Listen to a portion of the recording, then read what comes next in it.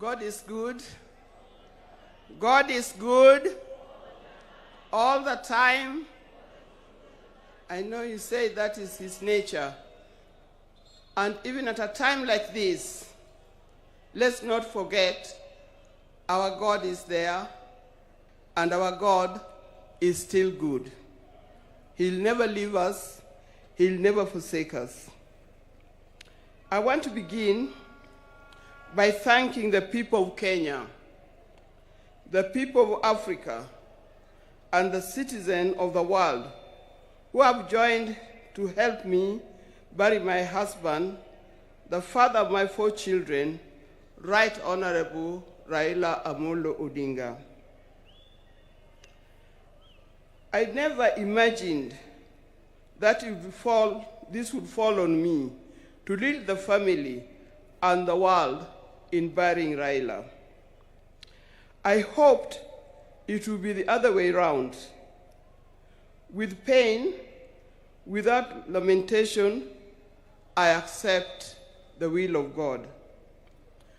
I want to thank the President of the Republic of Kenya, His Excellency, Dr. William Samoei Ruto, and the government for going out to accord my husband, our father, Right Honorable Raila Odinga, such a dignified send-off. Indeed, in this part of the world, we've never seen something like this. We've never seen a dignified send-off like what we see here in Bondo. Mr. President, thank you very much for according Raila this kind of send-off.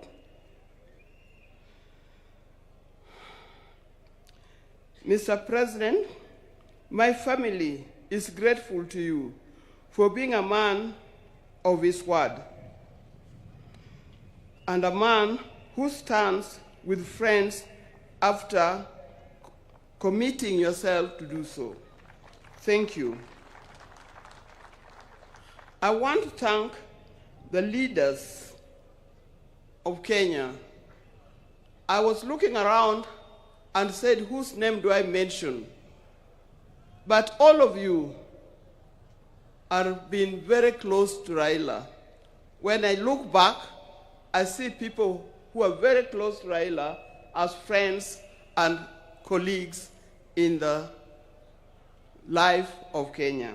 I want to thank specifically former President Uhuru Kenyatta. He's a true friend. He stood by us.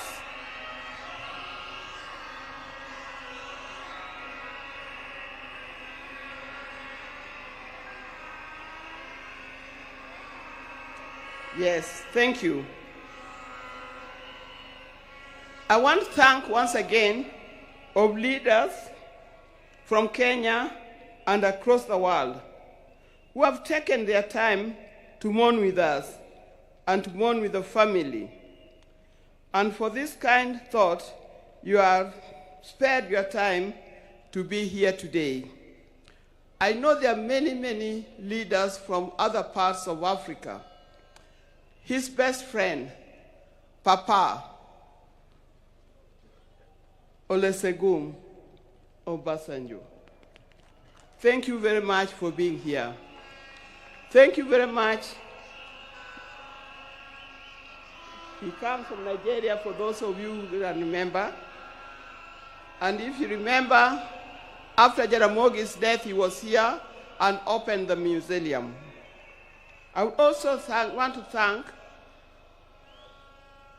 Her Excellency, Mrs. Morgan Shangarai from Zimbabwe.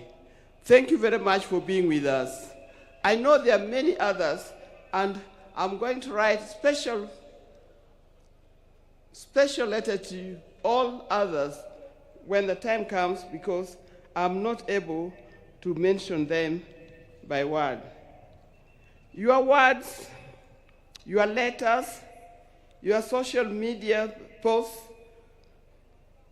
has gone a long way in lessening our pain and lifting our spirits. Thank you very much for that. Raila has been my husband for the last 52 years. Many of you who are here are younger than 52 years. You could easily have been our children. Like all the couples and families, we also had our ups and downs. But we've learned one thing, and that is we must talk straight to one another. We must forgive and move on. Now, juggling the family life and public lives exert extreme pressure and demands on us from time to time. I know most of the time we used to say Raila is more of public life, political life, than he is for family life. But every time he came, he gave us what we deserved. I remember he attends to each one of us individually according to our needs. And that is not only his children and grandchildren, but also to his brothers and sisters. When Oburu was here, he didn't emphasize. But I think the next person, after loving me, the other person that he loves, leave alone his children, is Dr. Oburu. Raila would not do anything without consulting with Dr. Oburu. And if you wanted to know more, and you wanted to get to know what he's going to do, if you are clever, you talk to Dr. Oburu first to talk to him, so that he softened the way for you to talk to him.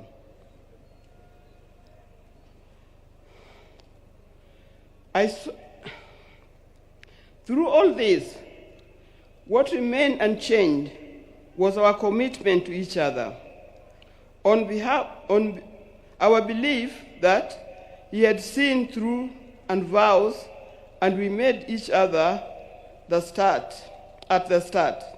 It worked for us. It was through the tumultuous years of detention, years of exile, and decades of commitment to the people of Kenya and the people of Africa. The detention years and years in this exile tested our family in a way only the family can appreciate. It was not easy. But all the time, when he was away, either in detention or in exile, I knew he would always come back.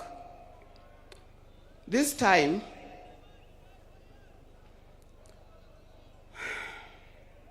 I'll have to join him wherever he has gone, because he'll never come back.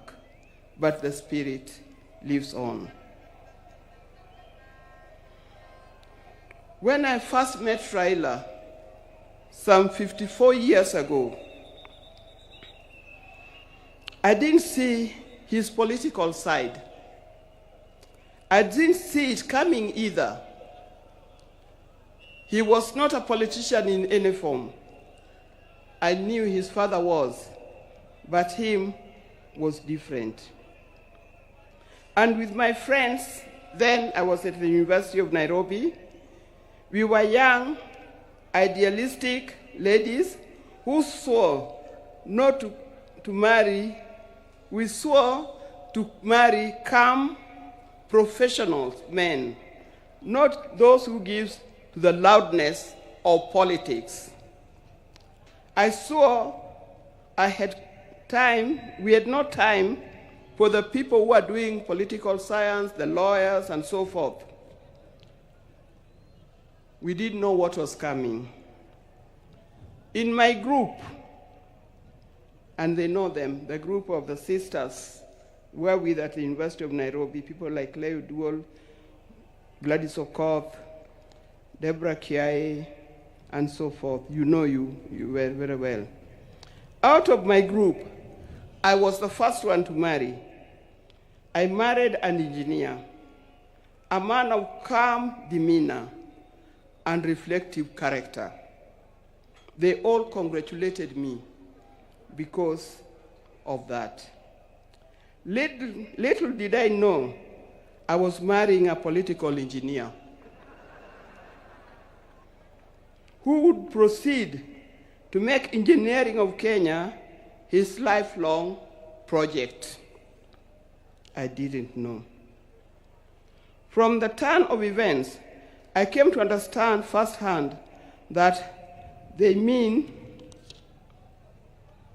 I came to understand firsthand the meaning of still waters runs deep.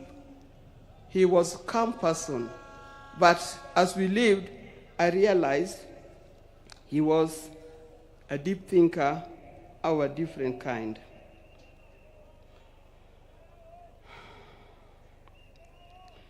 From this turn of events, I come to understand firsthand that Raila was not just an ordinary engineer, but a political engineer. I evolved, adapted, and handled challenges that came my way, courtesy of being Raila Odinga's wife. And those challenges were many. I know if you are to ask the spouses of these politicians down here, they will tell you the challenges are many and not easy to cope with. I learned that if you're a spouse or political politician, inherit his friends, but don't inherit his enemies. Why do I say this? Because you'll be standing there, you'll be sitting there at home, thinking so-and-so is an enemy of my husband, because he belongs to a different political party, or he comes from a different area. I tell you, you will be wrong. Don't inherit in his enemies, because tomorrow you'll find that those people that you thought were his enemies are his best friends, and you'll be left out. Be careful when you are handling his friends. Inherit his friends, but his enemies, let him deal with them the way he made them.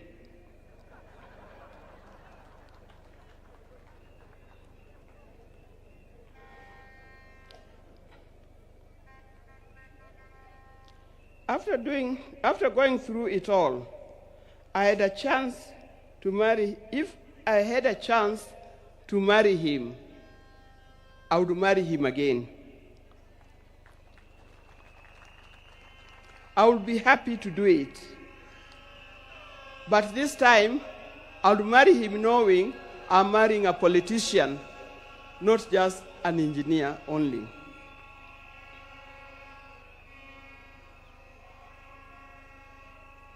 But Raila never really stopped being a production engineer. It has been said, but he also practiced it. He started the East Africa Spectre, the company that manufacturing gas cylinders, and that is thriving in that. Those who are working for East Africa Spectre, please try to keep up his legacy of making it a real big industry that Raila intended it to be. Raila was always disturbed by the fact that Kenya was not moving as fast as he expected. At the turn of independence, Kenya was at par with countries like South Korea, with countries like Thailand. I think we're even ahead of many other large countries. But these countries have moved very fast. They've moved very fast to be first world countries. Kenya, we are still dragging a little. This thing can be changed. I've traveled in many countries. In 1995, during the International Women's Decade that was in Beijing, we went to Beijing, the women of the world went to Beijing, and what I noticed that the tallest building in Beijing was a 4-story building, and it was a hotel. I also noticed, that's me, that many of the people who are working in Beijing, the Chinese, they were wearing what we call overalls, the things that industrialists wear in the factory.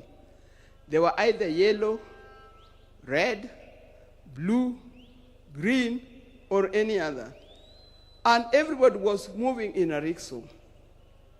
Go to Beijing today, you can see a different world.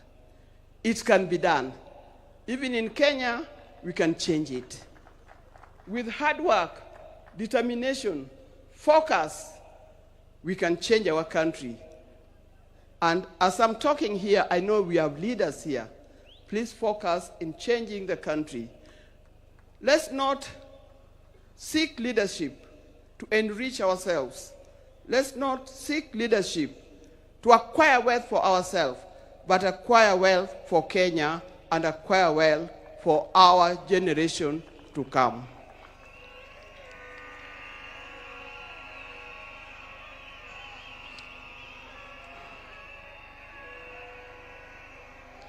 In the name of Raila, I appeal that we focus on national wealth instead of personal wealth.